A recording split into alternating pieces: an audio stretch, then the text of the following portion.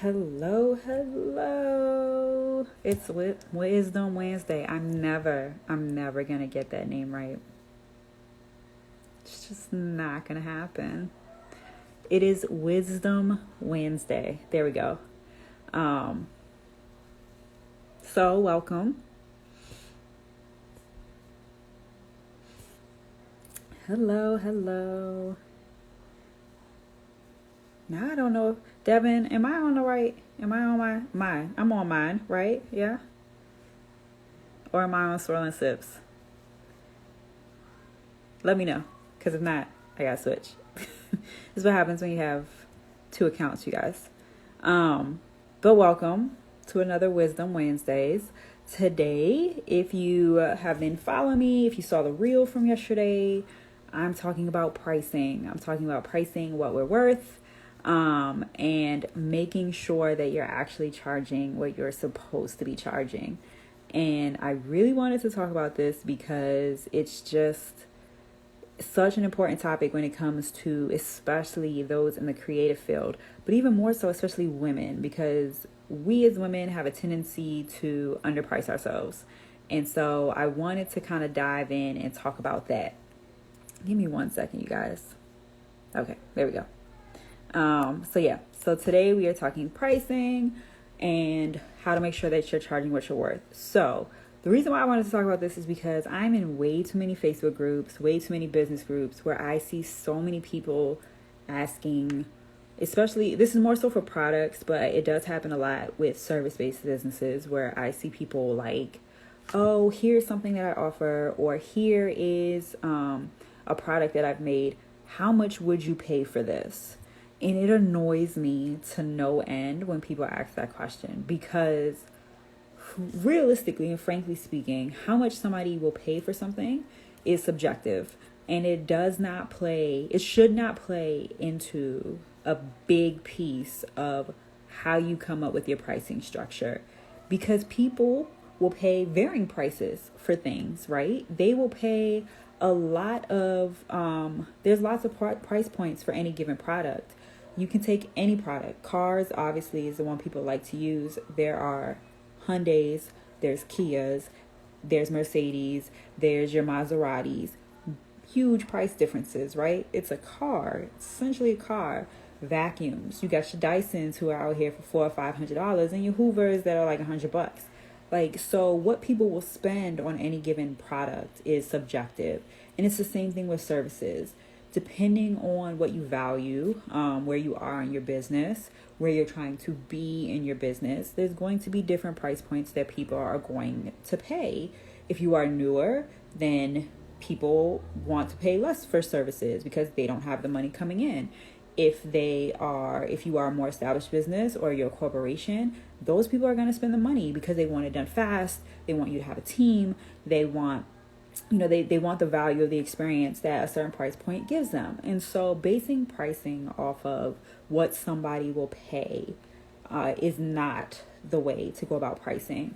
You need to be pricing for profit, because at the end of the day, no matter what our purpose is in our business, and I see this a lot of people, a lot of women especially, we start businesses because we want to help people, because we have a talent that we want to show off, or a skill that we want to use, and we want to help everybody under the sun. And so we don't charge a lot because we feel bad. We want to help small businesses, and we want, we wouldn't pay that much for something, so why should I charge that much?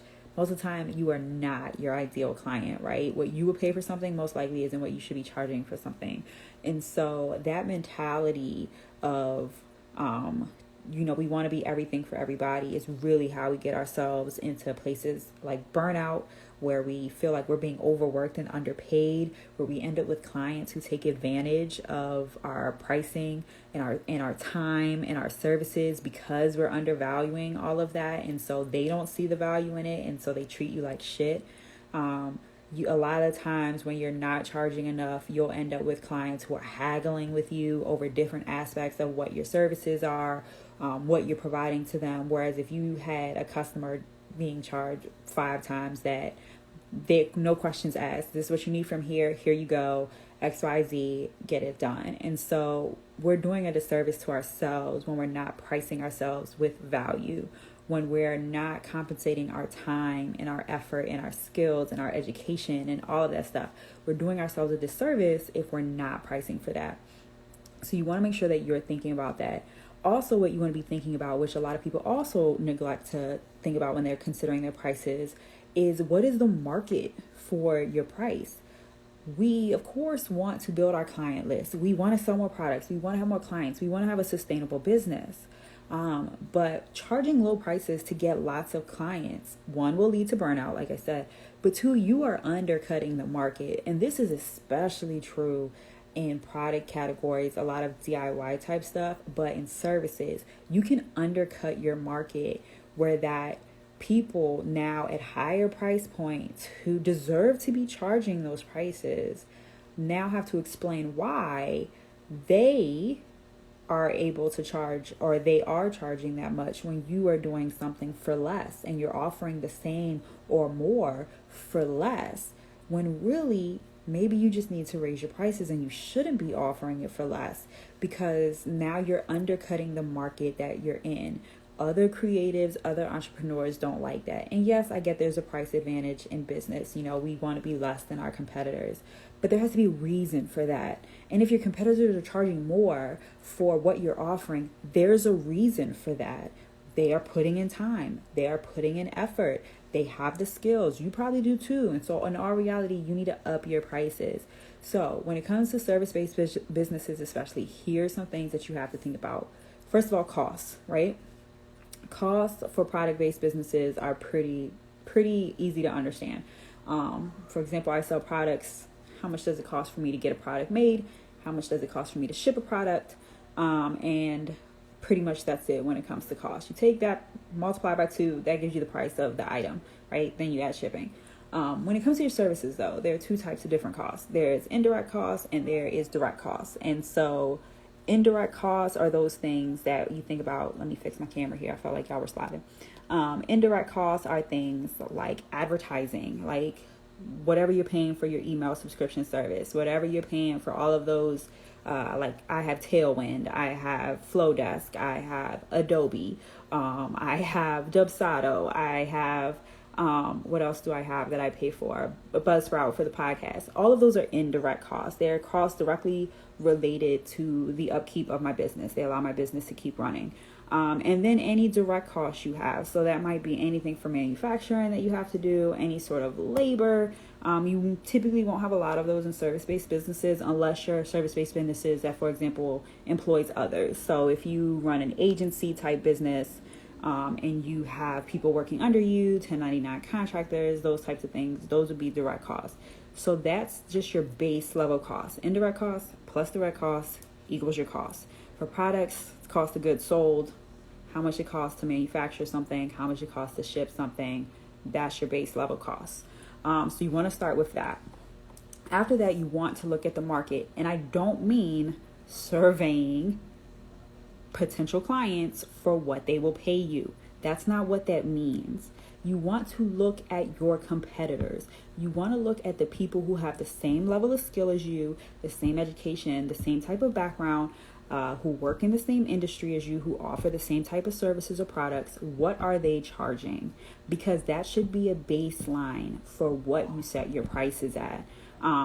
You don't necessarily, like, it's not 100% where you should keep your pricing, of course, but it should be a factor. You don't want to be way off base and be super expensive relative to your competitors unless you can concretely show the value that you add and why you can charge so much more. And on the flip side, you don't want to be so low that people take advantage of you. And what also can happen is people will look at your pricing and say, why is this person so much lower than someone else who's offering similar things? They might not be that good at it. They must not be that good. That has to be why they're not charging as much. Because you will get to a price level where you're actually not charging enough, and instead of your services looking valuable, they actually look cheap. And now people will start to judge whether or not you actually know what you're doing. And so that's a mistake that can happen when you price too low. So you definitely don't want to be there. Look at what your competitors are doing. Use it as a baseline of where you can start your pricing, whereabouts your pricing should fall in. So once you have looked at your market, you know your costs, this is where you know your customers. Again, we're not going to really poll our target audience about what they would spend for something. Instead, we want to look at who we are marketing towards and be really in depth about that. That means knowing what their needs are, what their wants are, what their income levels are, where do they live? Are they urban? Are they suburban? What's their family status? Are they married, single, with kids? Do they have disposable income? Are they business owners? Are they women? Are they women identifying? What are their hobbies? What do they like to do? You want to get to know your customers on that type of level, because then you can start to think about how what you're offering provides value to those customers. Because if they can see the value of what you're offering, they will understand your pricing. Because what you don't want to happen, and what I see a lot of people struggling with when it comes to pricing, is that they might have a high ticket offer that nobody is biting at. And they're like, I don't understand. Like, this is such a good, service that I'm doing. I'm confident that I can do this service. How come people aren't, picking up on it? Why is nobody taking advantage of this offer? It might be that you're not marketing it to the right people.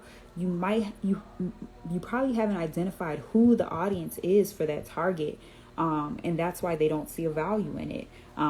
Anytime somebody's like looking at courses and things like that entrepreneurs put on, and they're like, oh, that's too expensive, that means that person hasn't marketed to the right crowd.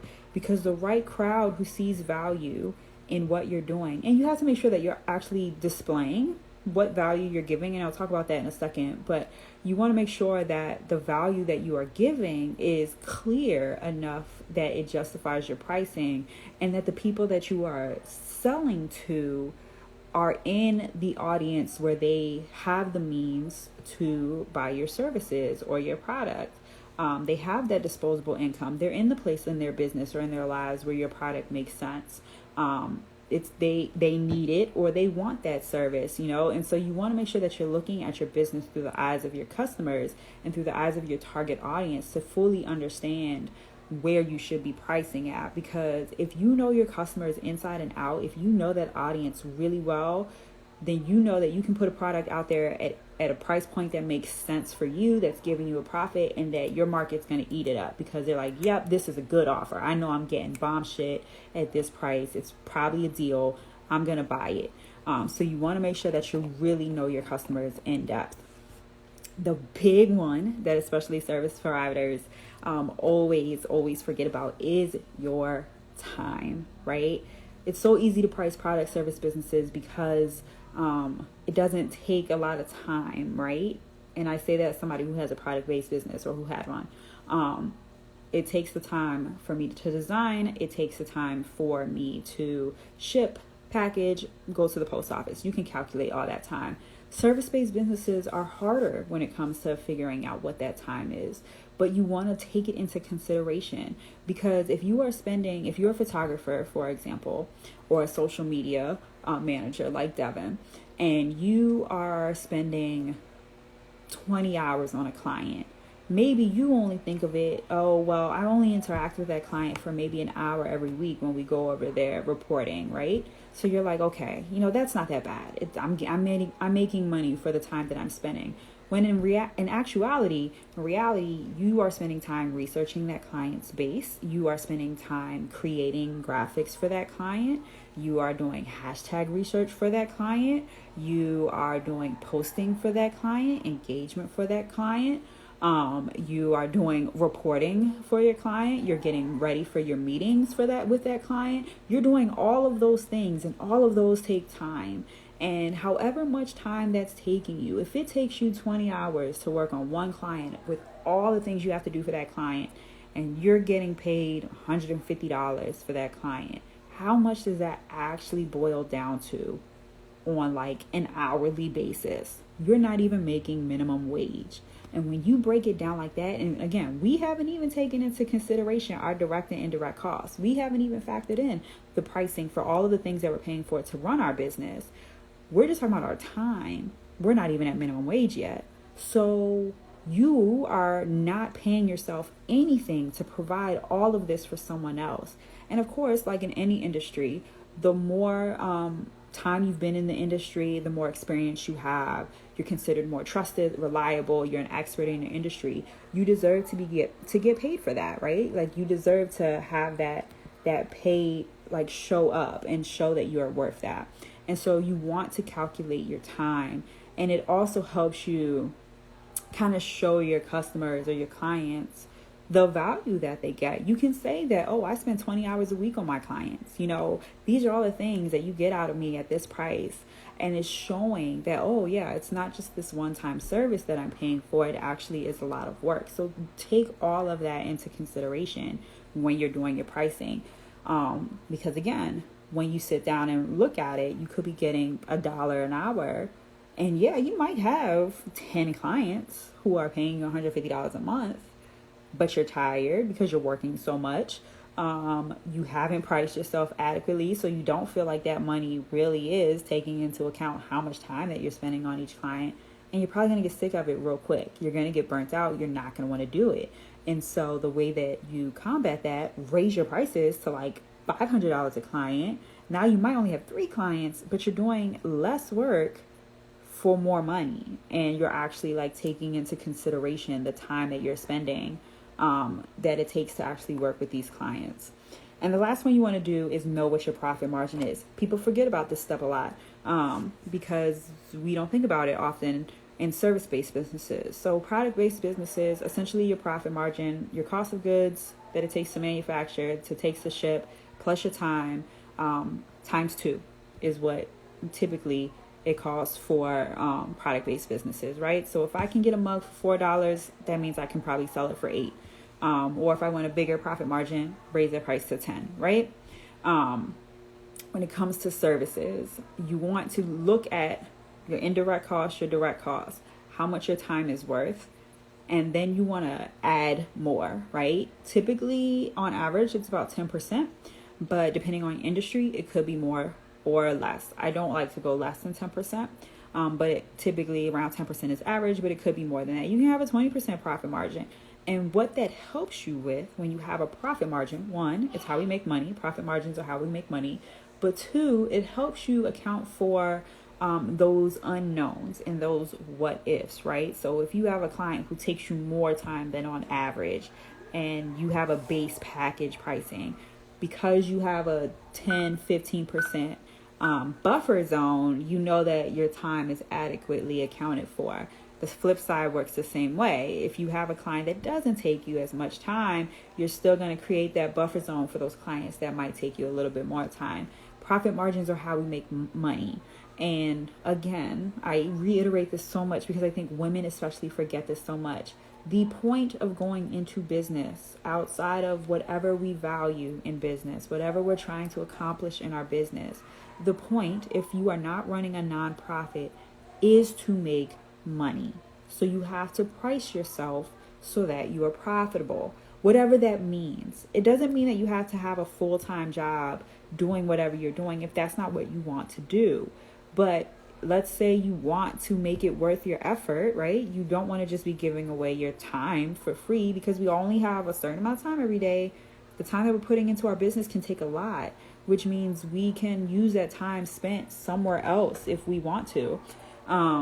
So if we're not going to charge what our worth is, then we're not pricing our time that could be spent with our family, could be spent with our friends. We're not pricing it right. Time is money. Time has value. And so you want to make sure that you are pricing for that. And then just decide how you want to price. I don't like the hourly method because as we get quicker with doing things, as you get more skilled in whatever you're doing, of course, it's going to take you less time. So you end up shortchanging yourself just because you're better at it. I like the per project baseline pricing. I think that works a lot better because it helps you just, account for all of the miscellaneous things that you might not be thinking about when it comes to starting a project. So I personally prefer project-based pricing. So why do we want to make sure that we're doing all of this, right? Because, like I said, time is money. And we, especially as women, deserve to be adequately paid for our time. If you saw the reel yesterday that I posted, what happens if you have potential clients or customers who are giving you, oh, you're too expensive. I know people who charge less. I could do it myself for, that cost. Those aren't your people. You don't have to serve them. Find who you're serving, because people who devalue your time are devaluing you. They don't see the value in you. And when I talk about anything, when it has to do with us and ourselves, we have to find value in ourselves. We have to think that we are worth whatever we're charging, that we know that we can command the pricing that we are charging. And so when you have people like that, those aren't your people. That's not for you. Because the people who find value in what you do will gladly pay your pricing. They will gladly know that the services that you're offering are worth it. And more on top of it, they know that you're worth it. They know that what you're charging makes sense. They don't take advantage of people who are charging less money to try to get off on someone, because there are plenty of people out there who don't charge enough, and people take advantage of that because they know they can get a product or a service for cheap, because somebody's not charging what they should be charging. And those are the customers you do not want. They're hell clients. They're pain in the ass clients who don't value anything about you. Fire them clients. And I'll talk about that on a Wisdom Wednesday at some point, how to fire clients. But you want to make sure that you truly are valuing what you have to offer and what your business is about. And that starts by valuing your worth, valuing your time, valuing your skills, and all of the things that you are bringing to somebody else's business or somebody else's life. If you are in the services industry, you are providing a service for somebody else, which is giving them more time. You are giving somebody else more time while taking away your time in order to provide them a service. That means time away, like I said, from your friends, from your family, from doing things you want to do, from sitting on the couch and doing absolutely nothing, from taking naps, from going on walks, from enjoying days, like vacations. You're taking away your time to give more time to somebody else. What is that worth to you? What is it worth to give somebody else more time and take away yours? Because that truly is what it boils down to.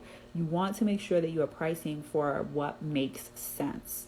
What gives you money in your pocket, something tangible that you can see that is a value of your time, and at the same time is showing that you know that you are capable of providing services at a given value. You want to be able to show your clients and your potential clients what that value is, which is why I always say on any sales page, website, anything like that, don't say what the customer's end result is going to be.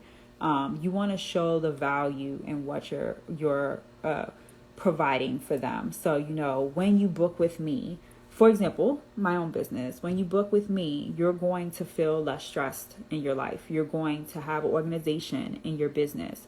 You are going to be able to work less. You won't be burnt out. You will have systems and organization in your brand. You'll be able to automate things. You will be able to take on less clients and get paid more money.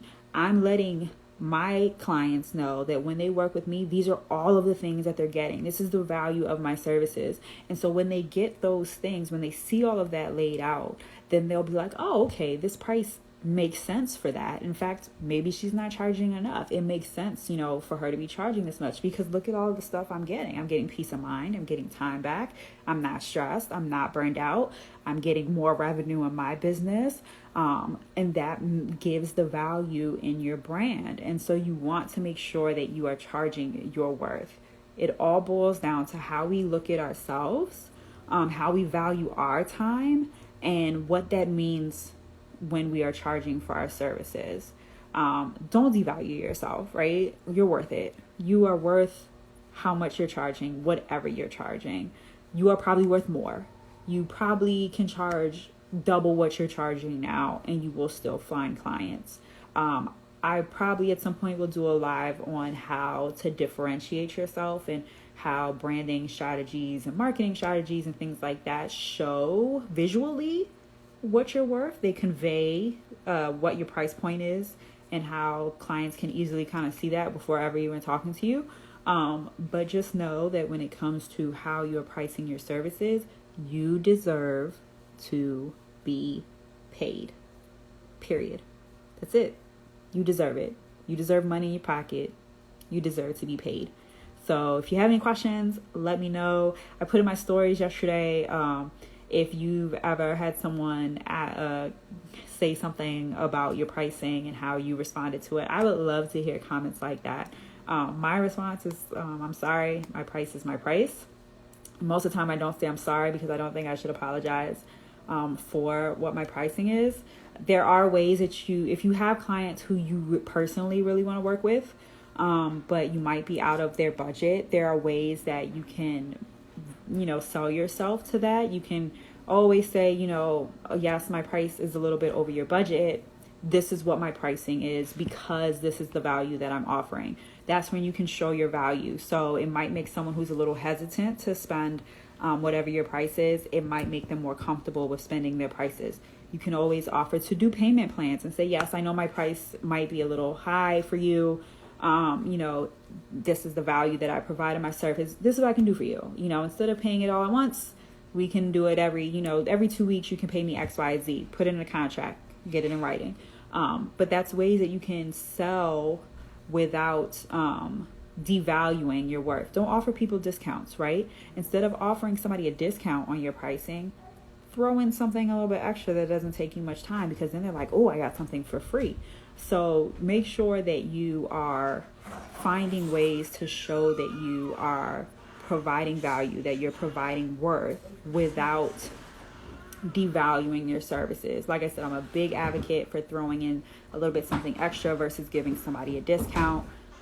If you really want to work with a potential client, find ways to offer, like I said, a payment plan, or, if they sign up now, they get X, Y, and Z, which is a little bit more, that type of thing. Create incentives for people to sign up with you while showing that you deserve to be paid what you're paid. I like to hear what your responses are if somebody has tried to tell you that you ain't worth all that, because girl, you are. So I want to hear those in the comments about how you reacted to that. But just know that you're worth it, right? Whatever your pricing, double it probably, and then you're worth it. Show why you're worth it. Show the value that you offer your clients and your customers, and why you deserve to get paid, and be confident in that pricing. No, like I said, my price is my price. And I might not be the best person for you. I can recommend some other people who might be more along your lines or more along your budget. That's how you answer that. My price is my price. So, I would like to hear from you guys. Thank you for another Wednesday Wisdom. I'm actually sitting in front of my computer right now, so I can actually tell you guys what next, Wednesday Wisdom Wednesday, it's never going to come out right, will be about. So next week we are talking about setting boundaries. I believe in that a lot. I know, Devin, that is coming from your husband. So next week we're talking about setting boundaries, why you need big boundaries energy. Make sure, if you haven't already, sign up for the email list, because I have an email coming out next week and a blog post coming out next week that will have a pricing for services cheat sheet. So that way you can make sure that you're accounting for all of the things that you should be accounting for when it comes to pricing for your services. But until next Wednesday, thank you so much for tuning in.